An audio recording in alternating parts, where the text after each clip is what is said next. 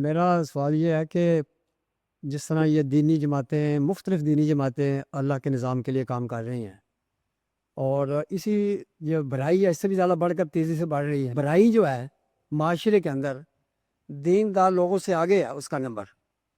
تو اپنی اپنی جگہ پر سب جماعتیں خلوص سے لگی ہوئی ہیں کہ جی ہم اللہ کے دین کے لیے کام کر رہے ہیں۔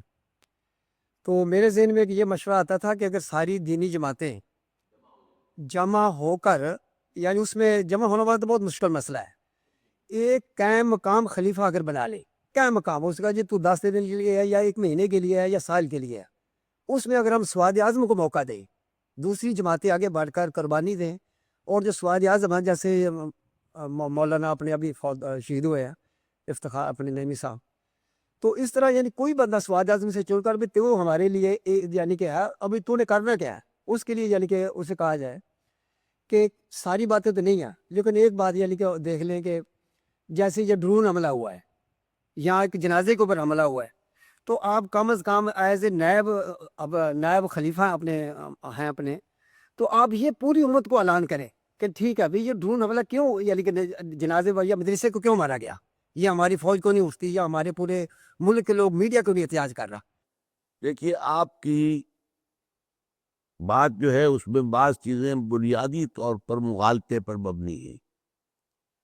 آپ کا خیال یہ ہے کہ دینی جماعتیں جتنی بھی ہیں وہ دین کے لیے کام کر رہی ہیں، یہ بات غلط ہے۔ ہمارے ہاں جو دینی جماعتیں کہلاتی ہیں، مذہبی جماعتیں، ان کی اکثریت فرقے وارانہ ہیں، وہ اپنے فرقے کے لیے کام کرتی ہیں، دین کے لیے نہیں کرتی۔ فرقے کو پروموٹ کرنا، فرقے کو آگے بڑھانا، اپنے مسلک کا معاملہ کرنا، اس کو دوسروں سے اونچا کرنا، بغیم بینہم، ایک دوسرے سے اونچا ہونے کی کشاکش جو ہے وہ تو فرقے وارانہ ہے۔ اسی میں اس چپکرش کے اندر وہ لگے ہوئے ہیں، دین کے لیے کہاں کام کر رہے ہیں۔